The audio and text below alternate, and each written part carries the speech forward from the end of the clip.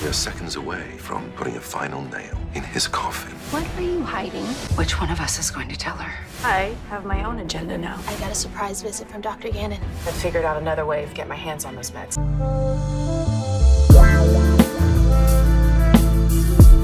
The clock is ticking in Port Charles, and the sound you hear isn't a heartbeat.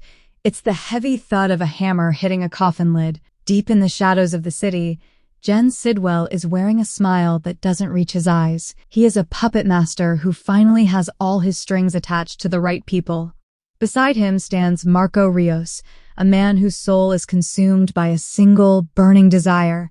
He wants Sonny Corinthos dead. To Marco, this isn't just business. It is a blood debt for Natalia Ramirez. Sidwell leans in, his voice dropping to a chilling whisper as he makes a grim promise. He isn't just planning a hit.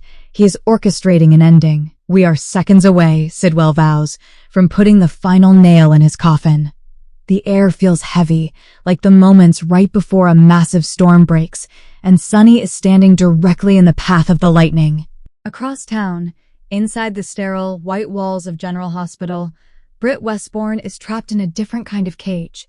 She is sick, and the medicine she needs is locked away like buried treasure. Her friend Lucas Jones is ready to throw his life away to save hers. He's willing to turn into a thief, to creep through the darkness and steal what she needs. But Britt, ever the strategist, shakes her head. She sees a different path, a clever solution that doesn't involve Lucas ending up behind bars. She spells out a new plan, one filled with whispers and shadows.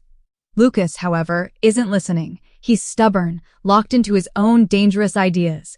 It's a classic Port Charles standoff, two people trying to do the right thing by doing something very wrong. While lives hang in the balance, the city's power structure is shifting like melting ice. Laura Collins just walked away from a press conference that changed everything. She told the world that Willow Cain would take Drew's seat in Congress. On the surface, it looks like a promotion. In reality, it's a trap. Sidwell watches the news with a predator's satisfaction. To him, Willow isn't a leader. She's a doll he can move around a board. He believes he owns her. But Willow has a fire in her eyes that Sidwell hasn't noticed yet. She tells Nina Reeves that she has her own agenda now. She's playing a dangerous game, pretending to be a puppet while secretly sharpening her own scissors to cut the strings. Meanwhile, Alexis Davis is watching Laura. She knows Laura isn't telling the whole truth about why she picked Willow. Alexis has a nose for secrets, and she can smell the scent of leverage and blackmail in the air. She's starting to dig, and in this town, when you dig, you usually find a body. The tension moves from the halls of power to the world of fashion and intrigue.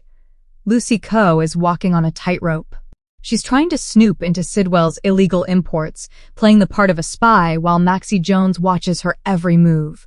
Maxie is sharp. She knows when someone is hiding a secret. But Maxie has her own problems. She looks at Lulu Spencer and senses a storm coming. Lulu is glowing, but it's the kind of glow that comes from a secret romance. She's fallen for Nathan West, and the guilt of it is eating at her. She wants to tell Maxie the truth, but the words feel like lead in her mouth. Will she confess, or will she let the secret explode on its own? Behind the scenes, Liesl Obrecht is already plotting. She doesn't want Maxie with Spinelli. She wants her back with Nathan.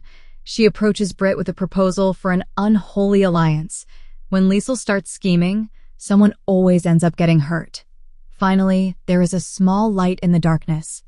Trina Robinson sits down with her mother, Portia. For a long time, there has been a wall between them, built out of anger and Isaiah Gannon. But Trina has had a change of heart. After a deep talk with Isaiah, she sees things differently. She looks at her mother and realizes that life is too short for war, especially with a new baby on the way. She decides to let go of the grudge. She wants Portia to be happy, even if that happiness is found in the arms of a man Trina didn't choose. It's a rare moment of peace in a city that is about to go to war. The stage is set, the coffin is ready. The only question left is, who will be the one inside it when the sun goes down?